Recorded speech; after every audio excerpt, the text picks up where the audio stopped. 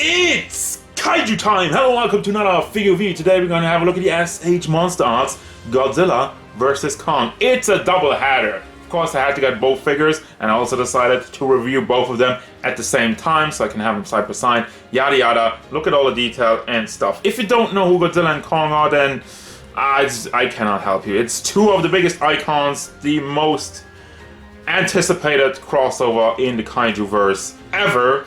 So let's have a look at the figures. And as usual, if you enjoy Kaijus and mechas like the ones in the back, don't forget to subscribe for more. First for taking out of the box, they both look pretty dark in the colors and whatnot, but we'll go more in depth to that once I have a look at the colors. Let's have a look at size. He stands at about 14 centimeters for King Kong, which means that would be 5.5, 6 tall. For Godzilla, that, well, all hunched over, but also like 14. I think this is like the more classic look, but yeah, you can kind of bring this up to 15 if you want to, but I think I like the more hunched over look. So 14, 15 centimeters, depending if you really want to stretch it out or not. 5.6 inches tall, or you could go like, again, 0.7, almost 6, if you lift them up all the way. Size comparisons. Here's Jalter, S.H. Figuarts Goku, Bandai Spirits Eva 01, S.H. MonsterArts Gamera, S.H. Figuarts Stay Puft Marshmallow Man, and Darkseid. I want to start this one off with Godzilla because, yes, it is my favorite. Biased reviewer, but I will not have a biased outlook on the figures because actually, you might be surprised. Anyway, have a look at Godzilla with all the scaly detail. The mold is absolutely fantastic. There is not a dull spot in this figure. It's Godzilla and all of its scaly goodness all throughout the figure. You got the claws, the spiky claws in the bottom, going up to the knees, and yeah, the mold just continues all throughout it. It's a little bit less scaly, I feel like, on the tail on some parts, and then it's a lot more rippled on the downside, and also the chest area, which they painted. But I'll get to that in a second. I just wanna let you take in the mold for a second. With the tiny head, and that's another thing. Is it just me or is the hat just a tad bit too small? Leave it down in the comments and let me tell what you think about it. And then you have the big spikes in the back. All of it is a lot of panels combined to allow some articulation if you're wondering about that. If this is the first time here. Now, the paint or the lack thereof. Now, the first thing that will obviously stand out is the metallic blue all throughout the scales in his mouth. Why did they do that? That's just when it powers up its attacks, and I don't really get why they didn't just have a neutral state. Well, you could say it looks cool in the back, and I agree with you, but I don't like it in the front. The mouth just has a little bit too much of it going on for my personal taste, and it looks like toothpaste. It looks like shiny toothpaste. It looks like Godzilla is brushing the teeth and has all the toothpaste still stuck in the mouth. Yeah. I don't like it. It's just too much and it stands out. They should have left that out, but other than that, you have the eye, which is so small, but you can tell it still got painted because it is shiny. Now the other thing, all this bright brown going on in the chest area, really elevates the scaly detail that much more, and I love it. It seems like there's some abs, like a hint of abs, even though that's the chest, but I don't know. The thing is, why did they not put this on the rest of the figure? Right, only the chest. Here's the thing, I feel like this could be debated because they all look vastly different throughout the movie. Because like you have like different scenes, obviously when they're fighting in the city it's all kind of darker and you don't really see that much detail on it, but I'm definitely looking at like the ocean battle scene where they would be a lot brighter, and I would imagine this all throughout the figure. But then again, you could make the argument, well, they're fighting in the water, so Godzilla's wet, and the scaly wetness is getting hit by the light, so it's a lot more shiny, it's a lot more bright. I just leave this up to debate, guys. You can tell me what you think about it in the comments, if the figure should be brighter or not, but I'm just gonna leave it at that. I feel, personally, I would prefer if this effect would have been on the rest of the figure. Moving on to Kong. You can replace the scaly detail with the fur, and boy oh boy is there a lot. Also has some scars in the front, in the chest area. But yeah, he's a furry boy, he's a furry monkey flip, and I love it. Actually, I love this one maybe a little bit more. And it's not just because of the fur, but because of the paint on this one. As you can tell, there's paint all throughout this figure. I'm gonna start off with the face again. He has these tiny red eyes, which that is really the most impressive part for both of them. The eyes. The fact that the eyes are painted is really elevating this so much more. It's such a small detail, but I'm always just super impressed with stuff like that. And the sculpt obviously looks amazing. It looks like a real monkey over here. So realistically looking. And the face is a lot darker. There's a lot more black in it, as it should be. But then for the fur, they start to add just a little bit more light brown, especially like, I don't know why you have this exceptionally bright part in the chin, but it is there. Also a little bit elevated in the chest with the scars, while the rest of the chest is also mostly black. And then the rest of the figure just goes into a lot more of a lighter brown than the rest of it. Like, I think like it's coated in just a light brown and then painted over it, which the torso area just kind of looks weird to me because the fur seems a lot more finer and the paint just seems different just because it is fine. So that's something I don't really understand. As his toes fell off, guys. Have a look at the toes. They're still furry, they're also a lot darker than the rest of it. Same goes for the hands, but that is accurate to the design. So overall, I don't really have an issue with this one, except for this torso piece, which is a little bit weird and it's contradicting itself from the rest of it, especially in the back. It looks okay in the front, but in the back it just looks different, and I don't know why they did that, but other than that, I have no trouble with Kong. Covering this articulation, I'm doing this for the second time because it is a bit messy, but I want to show you this point, because that is all the articulation throughout the figure. You always have the double balls with a peg in the middle. And the worst piece throughout all the figure for the articulation is this one, the one in the neck, because I already heated it up. It was completely frozen. Now even after I unfroze it, you hear that? It's so hard to move. It's the stiffest freaking thing I ever had on a figure. Giggity giggity. There's a joke there probably, but I'm not gonna make it. So yeah, that one is just completely useless. There's no way in hell you ever rotate the head around on it. All you can do is basically just put it in a position, try to connect the head, and then get that out of that. But that's just so counterintuitive, and I can't even get the ball joint in there anymore. So screw it. That is completely freaking worthless, and the head just continuously pops off. Now, let's see what the articulation actually gets done. You have the neck articulation, bring that back and forth. Has some tilting side to side, and you can rotate it on the ball, obviously, without... it just disconnects. I wanted to say without disconnecting it, but no, it's not super tightly in there, but the joint itself is extremely tight, so I don't know what's going on over there. For the shoulder articulation, you can rotate that around. It also has a double ball.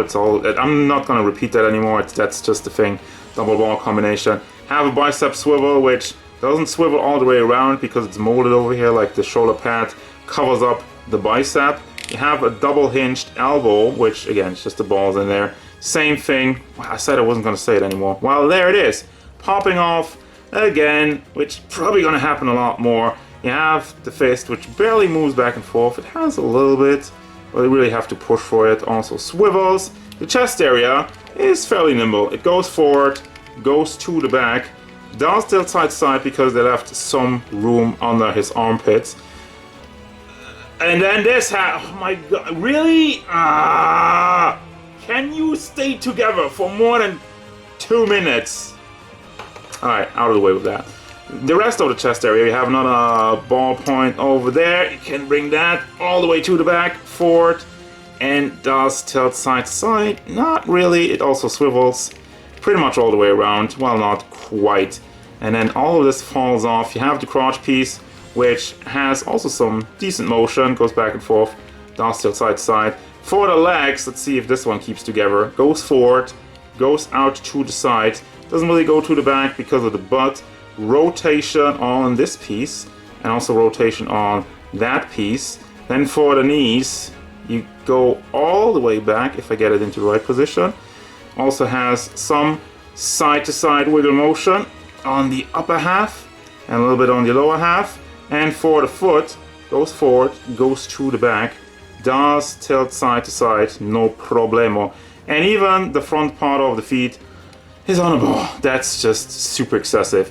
And it does take away from the stability, honestly, because you really have to line this up completely, but you're never really gonna get super flat feet because, I don't know, the way it's made, he kinda has trouble standing up. For Godzilla, let's see how much stuff disconnects over here. You can bring up the neck all the way, just like in the movie. Well, not quite all the way, but good enough. Bring that forward. Does tilt side to side quite a bit. And you can open the mouth. You can't fully close the mouth because of the tongue in there, and I cannot really move the tongue around. I would have thought that would have been also on the ball, but I guess not. But that's as much as you can close it, and that's as much as you can open it. For the shoulders, it's a lot stiffer in there, and I don't really know. They didn't really leave a lot of room, so you can't really, at least I cannot raise the arms more than this. It's kind of bad. Rotation in it though. You could swivel this all the way around. Let me try that. That works. Double hinges in the elbow. Well, not really hinges because we know it's balls. Balls, balls, balls, balls, balls. Hand moves forward, tilts side to side. Let me grab onto that. And rotates obviously all the way around. Now one of the best parts is the chest area. They did leave just a little bit of room in the back, so does move back and forth, does tilt side to side just a tiny bit, have them dance, and it does not really rotate in that part, but you have the lower part which also doesn't really rotate. Never mind. But you can ring that, has a little bit more wiggle motion side to side. But yeah, mostly it goes forward quite nicely, but to the back obviously it is blocked by the spikes in it, but it does get some decent poses, has some wiggle motion, and does get into some action poses if you really try out with it. So the leg moves out, it does move forward like that, and it does move to the back always in an angle, obviously adjusting to the hole you have in there, and this one is just open over here. That's kind of weird. Or did I break it off? No, that would be like that, I guess. The knee does not move forward more than that, and it does go a good amount to the back. The foot does not really tilt side to side that much. You have to give it a good tuck. Does move forward and to the back, and I want to say rotates all the way around, but no, it's to some degree, but not all the way. And finally, I want to have a look at the tail, obviously. Let's see if there's like all these different parts which you can combine to bend it down, and then let's try go up all the way like that, and side to side. I guess that's as much as you can get. Side to side movement is not super impressive, which always sucks because this giant tail is kind of hard to put it in a shelf and not take up all the room. So I usually like to wrap it up as much as I can, but that's as much as I get, I guess. For the accessories, starting off with Godzilla, you get hands. That's it. You get these kind of open hands, somewhat more, well, somewhat less open than the hands we already have on the figure. We don't really have fist hands, but then again, like Godzilla doesn't really make fists. Like even when they're on the ship, Godzilla just punches, Kong just punches Godzilla in the face, and Godzilla just kind of slaps it with like the claws and whatnot. Now, for the Kong accessories, you got these open hands, just for posing, and these holding on hands, I guess. I feel like when climbing up or holding on to the ship or whatever, I don't know specifically what they had in mind with that. And then you have the open hands to hold his energy axe, or whatever you want to call this one. It looks beautiful. Once again, there's a lot of detail in it. I love the green on the dots and the different 2 layers of blue in it. It makes it come really to life and looks like a bone. Is it a bone? I don't know. But anyway, that's the axe. And finally you got a yelling face for Kong, which I feel like is very, very necessary, because obviously this face alone wouldn't really make it. You gotta have this one as well. So it looks amazing, has a bunch of detail in there, very nicely painted, and yeah, there's your accessories. There's only room for one kaiju monster on the spinny thing, and that is Kong, because Kong is the better figure. I'm not even kidding. Final thoughts. Kong's a better figure, I just said it. Yeah, overall, looking at Kong, the only problem I have with the figure is that he falls apart quite a bit. That is really annoying, but Kong is very nimble, Kong looks great, Kong does with a bunch of accessory. And looking at Godzilla, obviously, well, I'm not even hating on the fact that Godzilla doesn't come with accessories, because Godzilla just is bigger. There's a lot more plastic that goes into making the figure, especially with the tail and whatnot. So I was kind of expecting, especially since they both come at the same price point, I was kind of expecting that they're gonna load up Kong with more stuff. It wouldn't have hurt to add an energy effect to Godzilla, obviously. But regardless of that, the Godzilla figure, I don't really like the blue in the mouth, especially. The metallic blue in the mouth doesn't really Wow, come on, that's just unfair sportsmanship. But I don't really like the metallic blue in the mouth. The articulation, especially in the arms, you can't really raise the arms much, and that's kind of an issue. And other than that, yeah, I really would have liked to have some more paint on the figure in general. It would have made it look even better. I'd say Kong's a pretty good figure and Godzilla is a decent figure. The problem with that, of course, is like there's a lot of Godzilla figures to choose from. And I think that's probably one of my issues with it, that I don't think this is the strongest one. So what does this mean? I do recommend Kong. I think it's a really cool figure, really fun figure. Do I recommend Godzilla? You know, it's an okay figure. There's nothing really awful about it, but there's just better Godzilla figures. That's gonna do it, guys. As usual, thank you very much for watching. Don't forget, if you enjoyed this review, hit it up with a like and subscribe to the channel so you can stay tuned for figure reviews, card game stuff, and whatever Kong and Godzilla want. Finish brushing your teeth, mate.